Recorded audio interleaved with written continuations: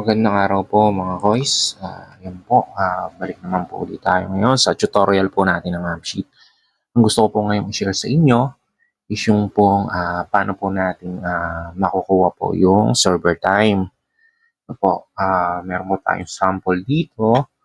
No? So, actually, ginawa ko to using database po. Ngayon po, share ko po sa inyo using Google Spreadsheet po. Ano po. Yung purpose po nito is knowing naman na para maging totoo yung data na nakikita natin po sa data natin, kasi knowing naman na sometimes yung iba po nating empleyado, tinitrick nila yung oras na nasa device nila, pinapalitan nila, let's say lalo na pag build, no po. Ito po is applicable most likely sa mga attendance, lalo na sa mga field attendance, ano po, tracker, no po. Kung meron tayong mga employee na nasa field madalas na nagsisend sa atin, di ba? Usually, ang ginagawa natin yan, nagsisend tayo ng time in, time out, selfie, and then minsan kasama pa po yung lat long. Ngayon po, ituro natin kung paano natin makukuha yung server time. So, in case po na gawin nga ni employee, no, na baguhin yung device time niya, at meron pa rin po tayong log ng server time na which is yung tamang oras po. Ganito po. Okay? Una po, open tayo na spreadsheet po. Blank spreadsheet. Actually, yung basic lang po, no, na pagkuha lang ng ituturo ko ngayon, and then siguro po, may next tutorial, turo ko po kung paano nyo po makukuha. I mean, kung gagawa na talaga kayo ng app na for attendance, sa field attendance. Ako po kasi yung usually ginagawa ko, pag naggagawa ko ng data or ng database, lalagyan ko na po ng log, and then date and time log. Yung date and time log po na to, ito na po yung gagamitin natin na server time.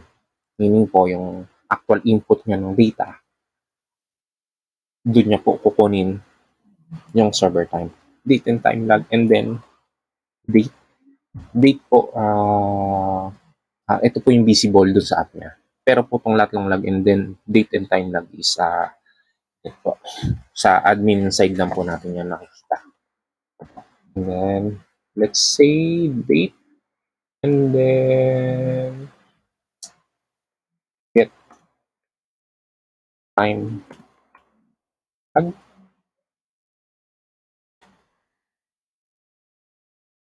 Date and time log. Yung meaning po, yung ito po yung ano niya, date and time log ng device. Para medyo mas malinaw, magawin ko na. Date and time log, server.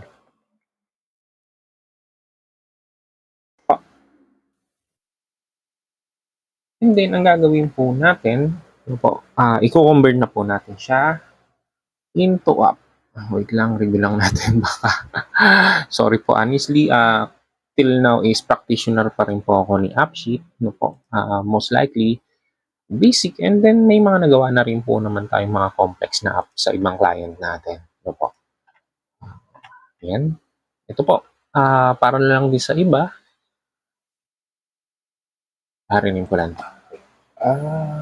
Get. Sorry, anong malamang name? Yep.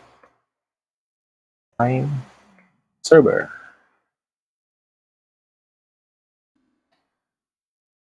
Server. Yan pa. And then, kung sa iba pa pong makakanood na to na hindi po natin pa masyadong alam, na ang Google Spreadsheet po is nako-convert po into app. Po, extension, AppSheet. Create an app.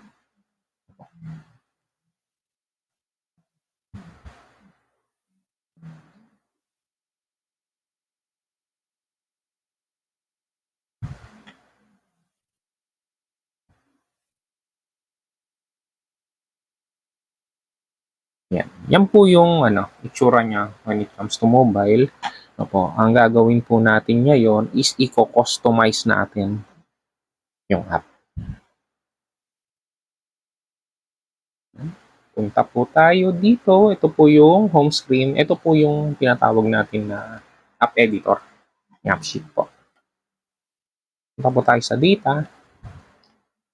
Kung mapapansin nyo po, actually ito na yung app pero hindi pa po siya properly nakakonfigure. So, ang gagawin po natin is i-configure natin siya the way na gusto natin mag-function yung app. Okay po, click lang po natin yun. Then, view po natin yung columns para po ma-configure natin yung mga function each column. Ito, view columns. Ayan, makikita nyo po. Lat long lag.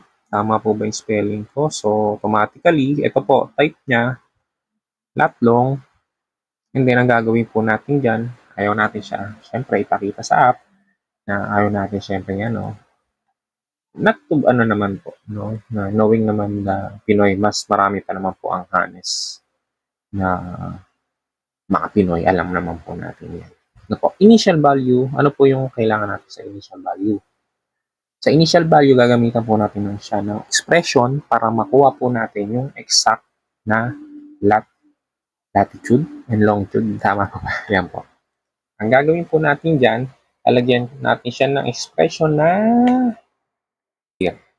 Here po, ang ginagawa po niyan is kinukuha niya yung eksaktong location ng device. Save. Uneditable na rin siya. Since meron tayong initial value, hindi natin siya kailangan lagyan ng input. Date and time lag. So, ang type po niya, dapat po, pag date po kasi ang binibigay niya lang is yung date. Pero pag nilagay natin siya na date time, ang ibinibigay niyo po is yung date and time. Then, kailangan rin po natin siya ng initial value. Gagamitan po natin siya ng expression. Ang today po, ang binibigay po niyan is yung date lang. Ang gagamitin po natin ng expression is now. Ang now po, ang binibigay niyang data, yung date and yung exact time. Save lang po natin. Okay po. Date, okay lang mo yan. Date today. And then get time lag. Ito po, ang gagawin natin dito is parang input niya. So, gagawin dito enum. Gusto ko kasi maging clickable siya. Pag kinlik niya yung get and time lag, dapat kukunin niya rin po yung date and time. Okay. Paano natin gagawin yan? So, itong get, gagawin po natin siyang enum. Ang enum po, ang ibig sabihin po niya, pwede kang mag-add ng mga value. Ayan po. Autocomplete. Check lang po natin ito. Allow other values. Ayoko pong mag-allow ng other values. So, gusto ko kung ano lang yung dinefine ko na value, yun lang yung lalabas sa akin. So, ang lalagay ko po dito is get